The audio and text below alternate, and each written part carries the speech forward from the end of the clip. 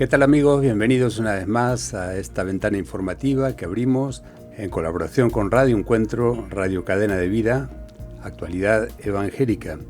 Y hoy tenemos con nosotros a una invitada especial que quiero saludar ya antes de empezar con esta entrevista y comentaros algunas cosas. Hola, Carolina. ¿Qué tal? Gracias por estar con nosotros. Buenos días. Carolina es la secretaria ejecutiva de la Federación de Entidades Religiosas Evangélicas de España. Y como sabéis, la secretaria ejecutiva, mejor dicho, ostenta la representación legal de la Federación de modo individual y actúa como primer representante de FEREDE en actividades institucionales y protocolarias. Representa a FEREDE ante las administraciones públicas del Estado y otros organismos públicos o privados con quienes se establezcan relaciones de diálogo y de cooperación. Se encarga además de ejecutar los acuerdos de los órganos de dirección de la entidad, de la Federación, como son la Comisión Plenaria, la Comisión Permanente y la Comisión de Coordinación, y también de asistir y cohesionar en nombre de la Federación los trabajos y servicios de las consejerías, consejos evangélicos autonómicos, organismos autónomos de FEREDE y las comisiones especiales y técnicas creadas por la misma. Igualmente tiene asignada la dirección de la Oficina de Servicios Integrados de la Federación.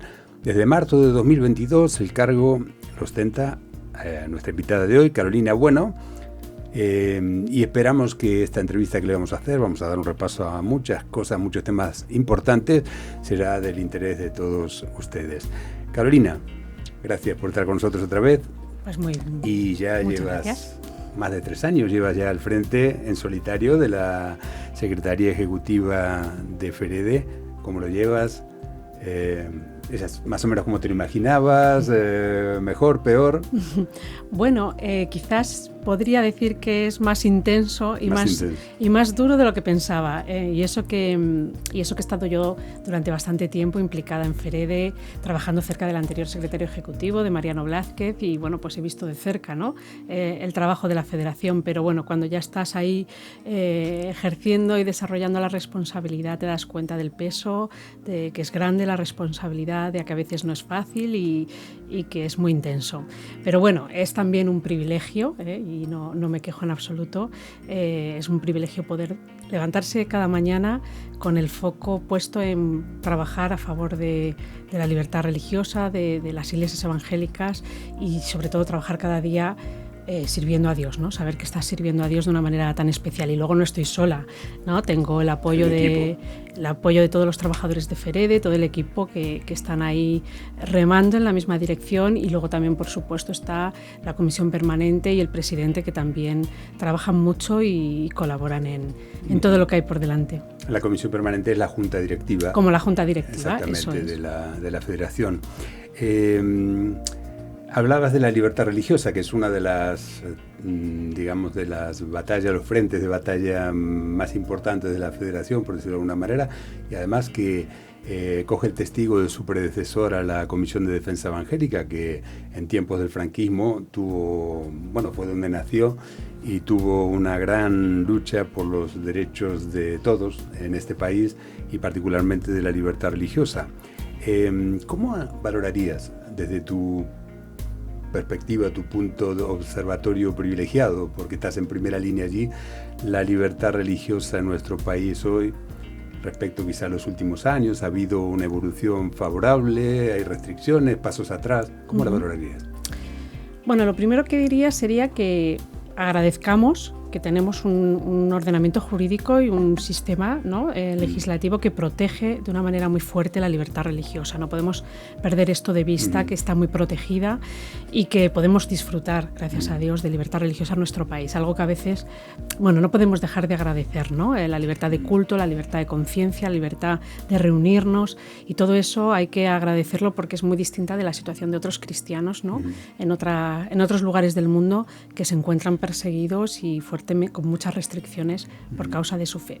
Ahora bien, dicho eso, es cierto que sí que creo que el derecho a libertad religiosa está como estancado, ¿no? Digamos que desde hace mucho tiempo no se desarrolla, no se cuida porque realmente el ejercicio de la libertad religiosa sea pleno y efectivo. Y podríamos decir también que no se valora, ¿no? Yo creo que es un derecho fundamental. Mi percepción es que no se valora hoy en día demasiado, ni por parte de los partidos políticos o los gobiernos y las autoridades, incluso por la sociedad, ¿no? Parece que, bueno, si se recorta la libertad religiosa, pues no se da mucha importancia. Y lo cierto es que asistimos a algunas iniciativas y pasan ciertas cosas que yo creo que también son motivo de preocupación y que nos deben un poquito alertar de cuidado, ¿no? Cuidado, que la libertad religiosa puede verse también recortada y amenazada y no se le está dando importancia, ¿no? Por ejemplo, tenemos un órgano como es la Comisión Asesora de Libertad Religiosa, que es un órgano del gobierno para asesorar... Un órgano consultivo.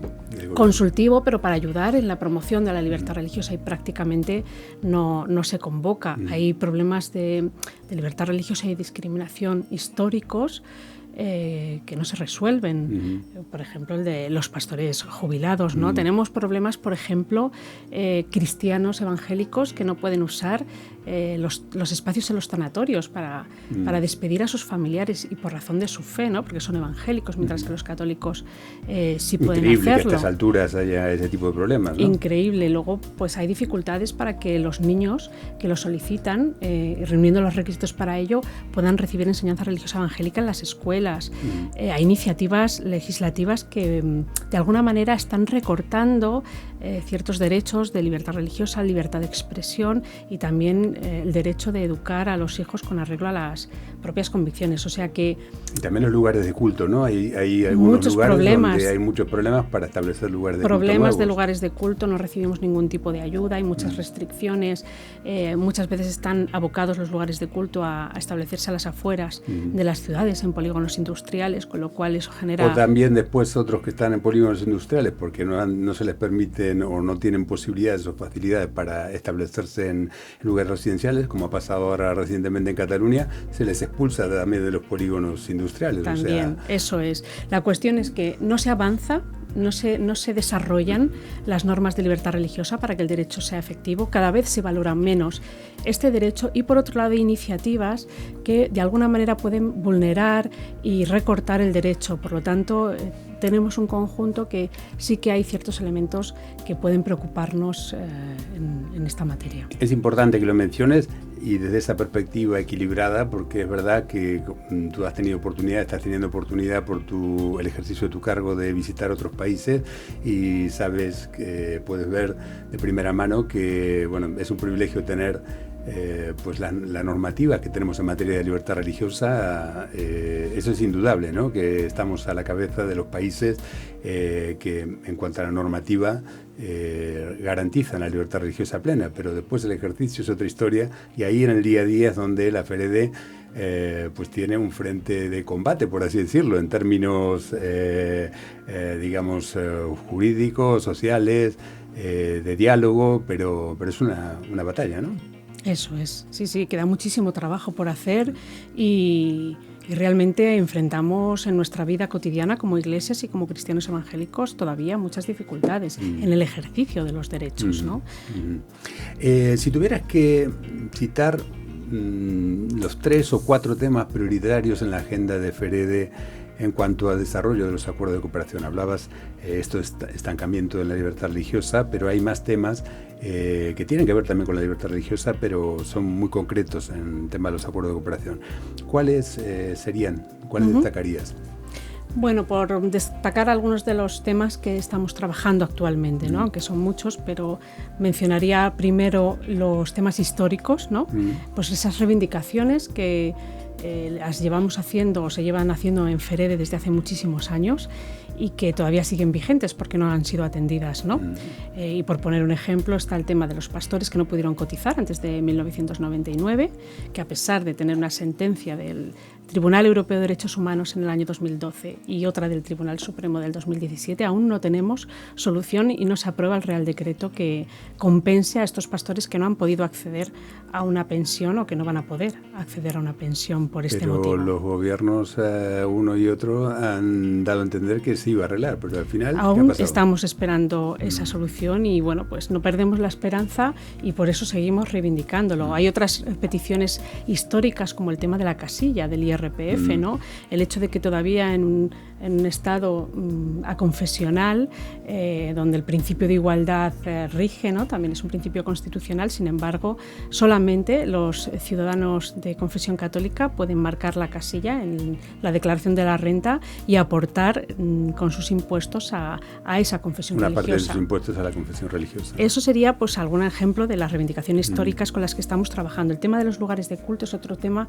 que siempre nos ocupa, el apoyo a las iglesias y el asesoramiento y la ayuda y la reivindicación de que hay, quizás es uno de los problemas más importantes de las iglesias en este momento, la dificultad para establecer lugares de culto, para cumplir todos los trámites legales, encontrar dónde ubicar un lugar de culto. Es un tema muy, muy complicado que nos lleva mucho tiempo. No solo que no se habilitan espacios en los nuevos planes de urbanismo para ceder espacio para el uso religioso, no se prevé, como sí de otras dotaciones, ¿no? Públicas, sino que además pues, no se dan facilidades o no incluso se restringe, ¿no? el establecimiento de lugares de culto en zonas residenciales, por ejemplo. Eso es. No solo no tenemos ningún tipo de ayuda, ni económica, ni de cesión de espacios, ni de que se habiliten espacios en los planeamientos urbanísticos para que puedan ubicarse los lugares de culto de las minorías religiosas, sino que a veces se impide, ¿no? Con normativas como, por ejemplo, por poner un ejemplo, la del Ayuntamiento de Lorca, que estamos impugnando desde hace años, que prohíbe, no la prohíbe directamente, pero establece tales requisitos para la apertura de lugares de culto que prácticamente imposibilita. ¿Qué pasó en Bilbao a ese respecto? En Bilbao también se aprobó una normativa bastante restrictiva, una nueva ley que está pendiente del desarrollo y estamos pendientes de que el Gobierno pueda informarnos de cuál va a ser el contenido de ese reglamento de desarrollo para ver si realmente impide o dificulta la apertura de lugares de culto y poder hacer alegaciones y aportaciones.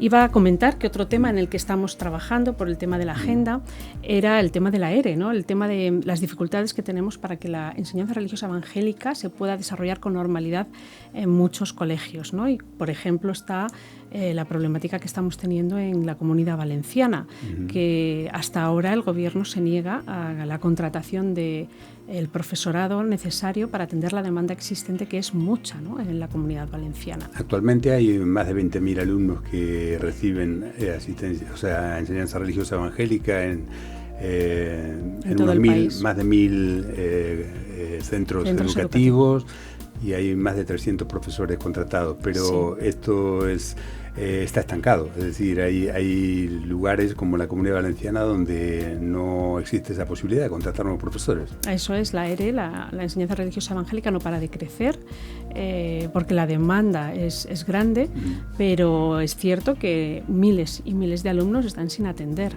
porque hay restricciones y oposición a que esto avance. Y luego también otro tema que está ocupando mucho nuestro tiempo en cuanto a la agenda de trabajo es que se están desarrollando diferentes iniciativas legislativas que pues están motivando preocupación porque de alguna manera, como he mencionado anteriormente, restringe, limita o amenaza el derecho a libertad religiosa, el derecho a educar a nuestros hijos con arreglo a nuestras convicciones, incluso el derecho a la libertad de expresión, ¿no? Y estamos trabajando, y hemos trabajado en los últimos tiempos. Por ejemplo, ¿podría citar algún caso? Sí, por ejemplo, están las leyes LGTBI, la ley trans.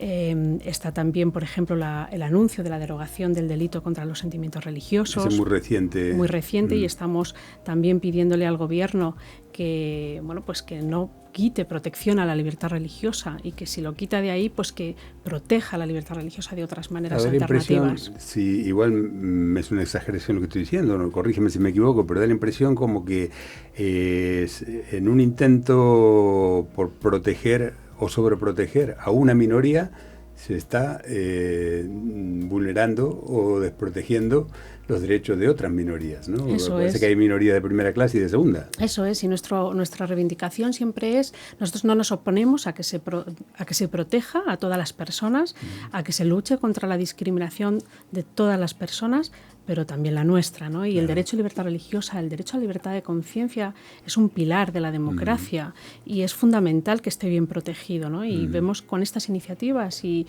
y otras, como por ejemplo el reciente anuncio también de de que se va a penalizar la penalización de las terapias de conversión, descritas tales terapias de tal manera que no solo las terapias de una forma ambigua, ¿no? De una forma ambigua que pareciera que cualquier conducta, cualquier ayuda que se pueda prestar a una persona que tenga dudas sobre orientación, que la solicite además, y que la solicite, pues está penalizado, ¿no?, por parte del Código Penal. Bueno, son toda una serie de iniciativas legislativas en las que estamos trabajando, las analizamos, manifestamos la preocupación al Gobierno, exponemos nuestras peticiones y también propuestas alternativas, ¿no?, a eso que se está haciendo. En España tenemos una larga historia, una página negra de la historia muy larga, de desencuentros y de persecución religiosa y de restricciones a la libertad religiosa.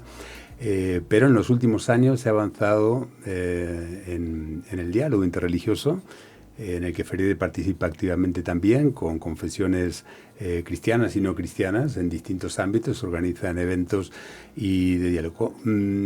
Hay 2 o 3 eventos en particular en los que Ferede está involucrada ya desde hace unos años. Por un lado, las jornadas interreligiosas en Córdoba, donde participan judíos, musulmanes y cristianos, católicos y protestantes. También, más recientemente, se conformó la Mesa Interconfesional de España, que integra a las principales confesiones cristianas, protestantes, católicos, ortodoxos, etcétera. Y bueno, se crean así espacios de diálogo interreligioso que me gustaría que los valoraras. Como además tú estás en primera línea, porque como representante de Ferede no solo participa activamente en la organización de las jornadas en Córdoba, sino que también actualmente, coyunturalmente, eres la primera presidenta de esa Mesa Interconfesional de España, ¿no? ¿Cómo lo valoras? ¿Cuál es tu experiencia y tu punto de vista? Pues mi valoración es positiva. Yo creo que son experiencias que están permitiendo el conocimiento mutuo, están permitiendo el diálogo, la comunicación y la reflexión en cómo podemos desarrollar algunas iniciativas conjuntas que puedan ser de interés común y que también puedan ser de bendición para nuestra sociedad, ¿no? Por ejemplo, si podrías citar alguna cuestión de interés común. Bueno, pues mira, por ejemplo, una de las cuestiones que nos afecta, por supuesto, es el tema de la libertad religiosa, ¿no?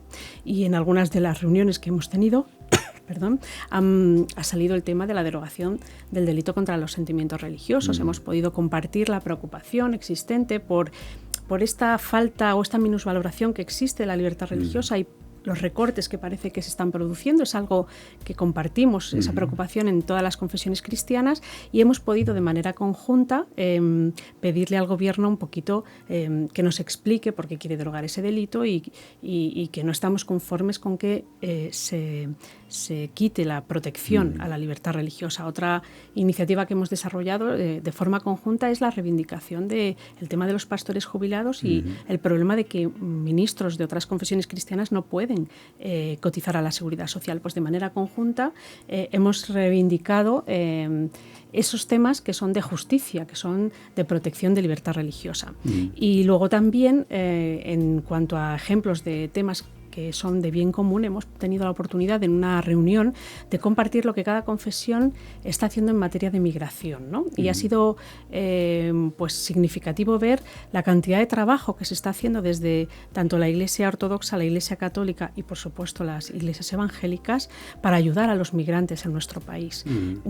Se trata de una labor pues muy significativa que está aportando mucho al bienestar de nuestro país, ¿no? Qué interesante. Te voy a pedir que aclares un punto, porque desde ciertas sensibilidades o a veces desde el desconocimiento, la distancia, hay quienes cuando ven este tipo de encuentros o actividades enseguida lo interpretan como una actividad ecuménica. Sí, claro.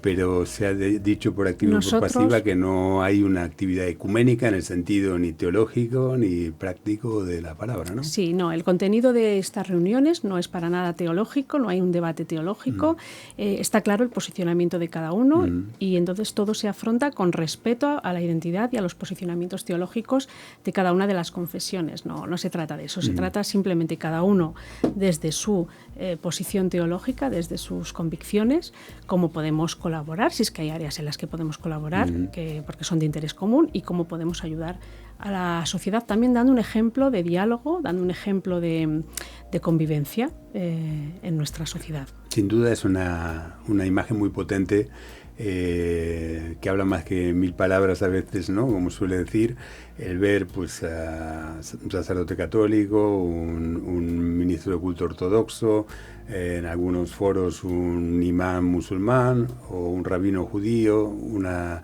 representante de una entidad protestante como eres tú, pues estrechándose la mano y simplemente teniendo un diálogo cordial más allá de sus diferencias teológicas. Eso traslada un mensaje, ¿no? De convivencia para la sociedad, incluso ejemplo en los momentos de crispación y discursos de odio que vivimos, ¿no? Claro, vivimos en una sociedad que realmente cada vez está más polarizada, ¿no? Y más crispada, y yo creo que, bueno, tenemos posicionamientos teológicos diferentes, somos distintas confesiones, diferentes iglesias, creemos distinto, pero también hay cosas en común y también hay áreas en las que podemos colaborar. Pues eso es lo que está haciendo la mesa, yo creo que dando un ejemplo de diálogo, ¿no? Y tampoco cierra, digamos, una página de la historia, es decir, la historia es la que es.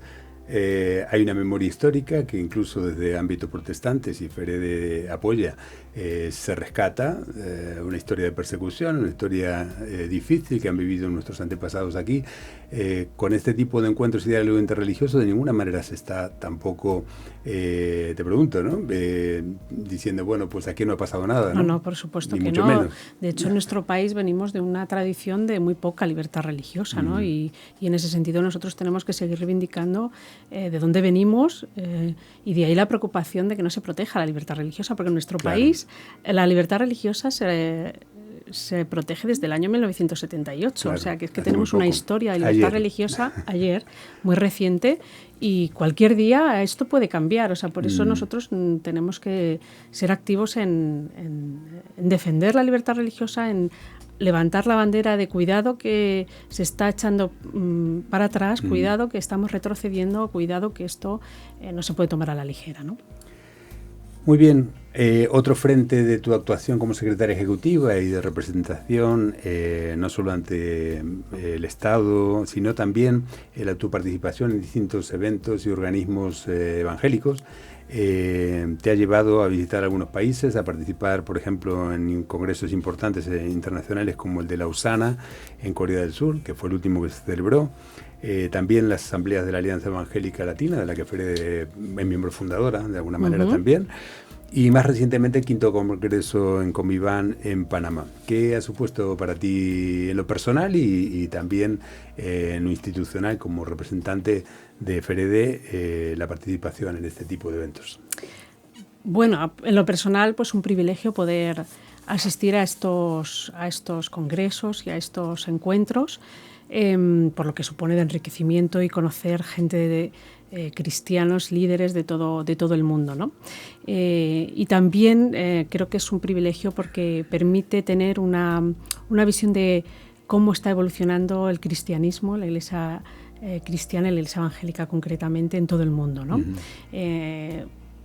Ha supuesto, por ejemplo, ver cómo está creciendo el cristianismo y concretamente el cristianismo evangélico en el sur global, ¿no? Que está experimentando un crecimiento tremendo en Asia, en África, en Latinoamérica. Conocer más de cerca el crecimiento de la Iglesia latinoamericana y el tremendo potencial que puede tener no solo en el presente, sino de cara en el futuro. Cómo está cambiando ese rostro de la Iglesia, ¿no? La Iglesia evangélica pues es un rostro ahora diferente. Más mestizo, ¿no? Más del sur, ¿no? Más latino, más africano, más asiático, ¿no? Que es donde la Iglesia está creciendo más, y eso también está impactando en Occidente, en Europa, y también, imagino, en Estados Unidos. Y Sí, eso es quizás una de las cuestiones más significativas.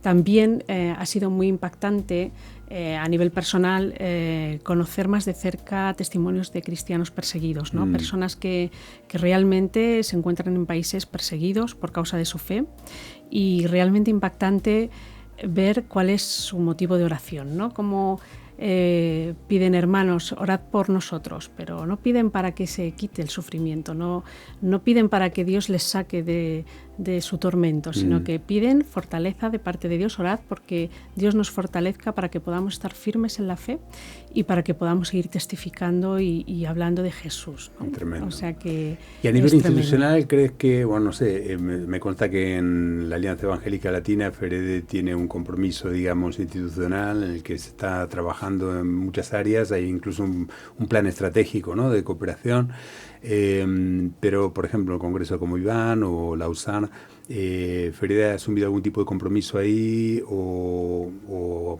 está participando en algún área de trabajo o algo, o simplemente en estos eventos se ha participado en calidad de observadores? ¿Cómo es la situación? Sí, bueno, nuestra participación y colaboración con estas entidades es muy estrecha desde hace muchos años, ¿no? En la Alianza Evangélica Latina, por ejemplo, formamos parte de la asamblea a la que asistimos cada año, participamos en sus fines, en sus objetivos, y también estamos presentes en la junta directiva, ¿no? O sea que la participación con este tipo de entidades es estrecha. Muy estrecha. Muy bien. Cambiando de tema, en la última plenaria de FEREDE se anunció la celebración del tercer foro de reflexión interdenominacional, un evento muy importante que tendrá lugar en noviembre de este año, en 2025, en Madrid. El título de este foro va a ser Iglesias Evangélicas, espacios libres de violencia contra la mujer y la infancia. ¿Cómo surge la idea de este foro, este tercer foro? Porque ya ha habido dos, uno dedicado a la identidad evangélica, que tuvo mucha aceptación entre las iglesias, los pastores, y otro, ese fue en 2019, el segundo en 2021, sobre eutanasia, que era un tema también importante para las iglesias y los pastores. ¿Cómo surge este tercer foro sobre violencia contra la mujer y la infancia que va a organizar FEREDE ahora? Bueno, el origen de este foro se encuentra en el año pasado, en el año 2024, cuando un grupo de entidades, ONGs, entidades evangélicas, que se dedican a luchar contra la violencia contra la mujer y contra las niñas, fundamentalmente, la lucha contra la trata, cosas de esto, pues ponen de manifiesto que hay una problemática que está arraigada en la sociedad española, que es el tema de la violencia contra la mujer y contra los niños, los vulnerables, que es un problema que afecta a muchas esferas, pero también está presente en nuestras iglesias, en nuestras congregaciones, y que hay que hacer una reflexión al respecto. También hay algunos líderes que nos comentan que hace falta recursos y herramientas para poder afrontar estos temas con acierto, ¿no? Entonces, bueno, pues esto es trasladado a la Federación, que lo trata el tema en la Comisión Permanente, y se considera que es un tema relevante a tratar, para reflexionar y para elaborar y facilitar herramientas a las iglesias. Antes que me digas algo más, la primera pregunta se me surge porque puede ser que haya gente que piense, ¿cómo violencia contra la mujer en las iglesias? ¿No? Porque claro. Es un ámbito en el que no se espera que haya violencia contra la mujer.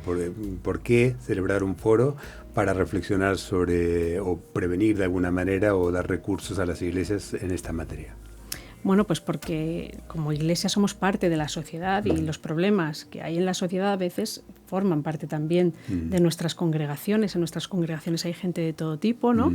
Hay personas de muy diferentes trasfondos, y a veces, igual que se da en la sociedad ciertas problemáticas, pues eso también sucede en nuestras congregaciones, y hay que afrontarlo, y hay que gestionarlo, hay que prevenirlo y gestionarlo e intervenir cuando se producen, ¿no? Y ese es el motivo por el cual queremos organizar este foro también, porque la Iglesia tiene que tener una voz frente a los problemas que existen en la sociedad, ¿no? La Iglesia tiene que tener una posición frente a esas problemáticas, y por supuesto en estos temas tiene que tener una clara voz de rechazo de la violencia, de rechazo del abuso, que lo tiene, pero podemos trabajar y seguir trabajando para que nuestras iglesias sean espacios que aún sean más seguros, ¿no? Donde podamos prevenir, podamos realmente tratar estos temas de la mejor manera posible. Que haya canales también para las posibles víctimas que sepan que pueden contar con ayuda, que no están solas, que es uno de los grandes problemas, ¿no?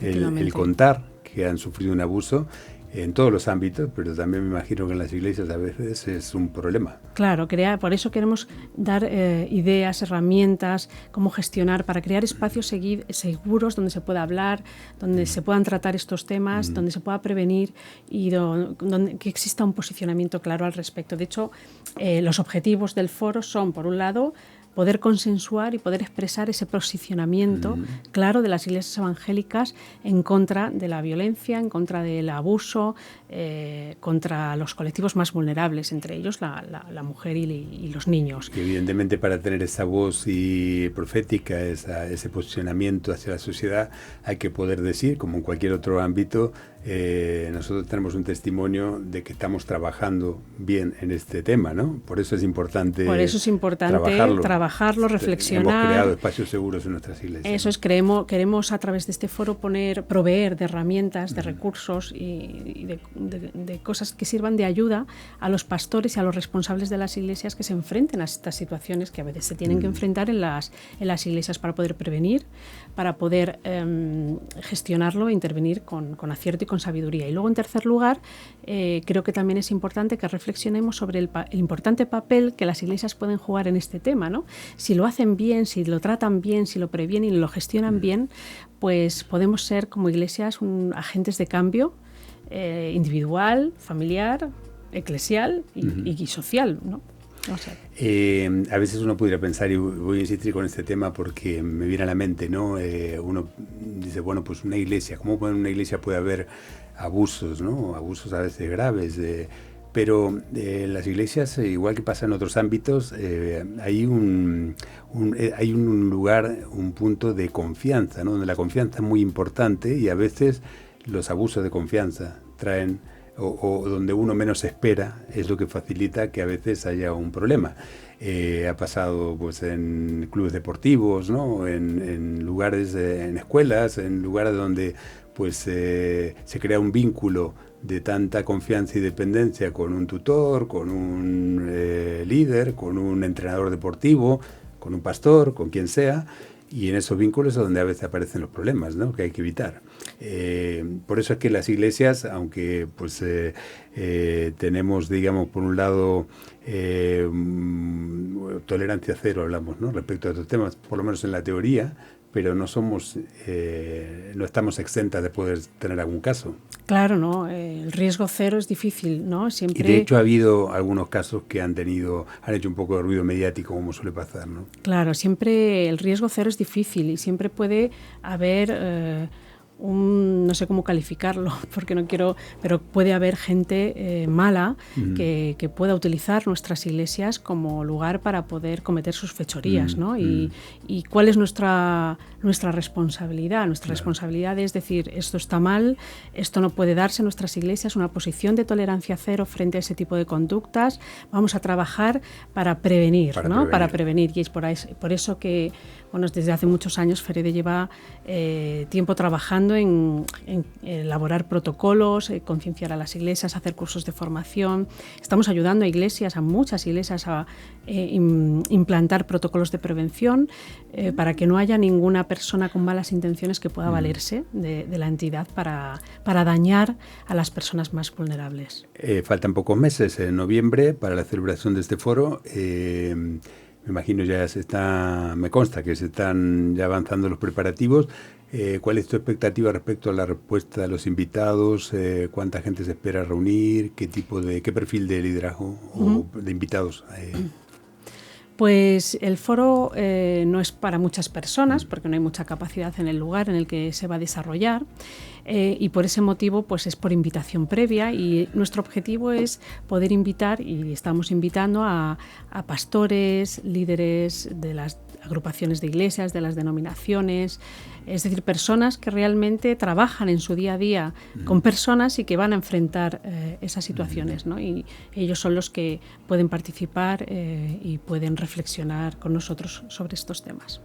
Muy bien, tenemos que entrar en la recta final ya de nuestra entrevista porque el tiempo corre, Y así que simplemente te voy a pedir brevemente un par de comentarios respecto a unas efemérides o unos eventos muy importantes que tenemos por delante. Dios mediante, el próximo año se cumplen 40 años de la creación de FEREDE, que se creó en 1986, y coincide con 70 años del origen de la Comisión de Defensa Evangélica, que se creó en 1956, en tiempo del franquismo, como decíamos. Y también se está trabajando en la preparación del 9º Congreso Evangélico para 2027, que va a ser el 9º Congreso, porque el 8º fue, recordamos, el 2017, cuando el 500 aniversario de la Reforma. ¿Qué nos puedes decir acerca de estas? ¿Va a haber alguna forma de conmemorar estos actos, aparte del Congreso? Pues sí, efectivamente es el 40 aniversario desde la Constitución de FEREDE, que fue constituida en el 86, en 1936, y luego el 70 aniversario desde la Constitución de la Comisión de Defensa, que es nuestro antecedente, ¿no? Y por supuesto vamos a hacer algo especial para conmemorarlo, que lo estamos preparando. Ya daremos detalles y lo anunciaremos.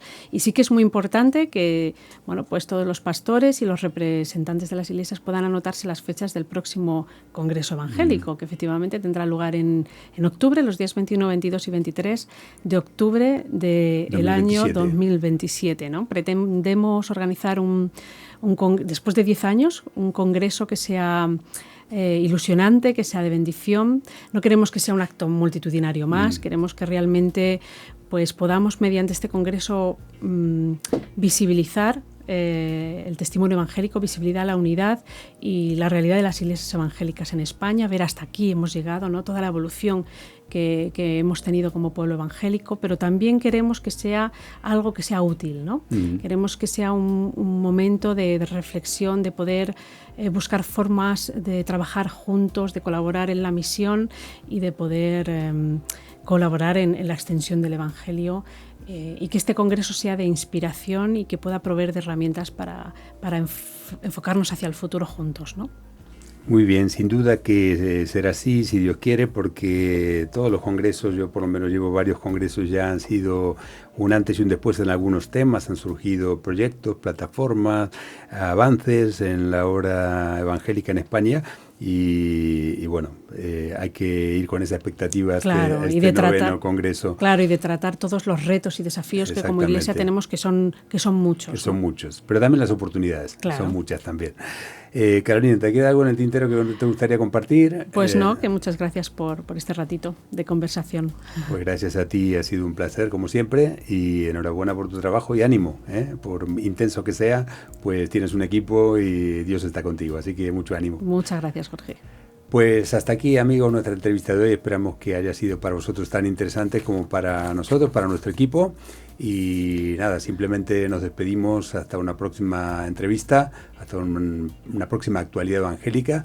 Y simplemente recordaros que si queréis ver alguna de las entrevistas pasadas, podéis ir a nuestra página de YouTube, Actualidad Evangélica en YouTube, y allí nos encontráis esta y otras entrevistas que hemos realizado en el pasado. Nada más, muchas gracias, que Dios les bendiga.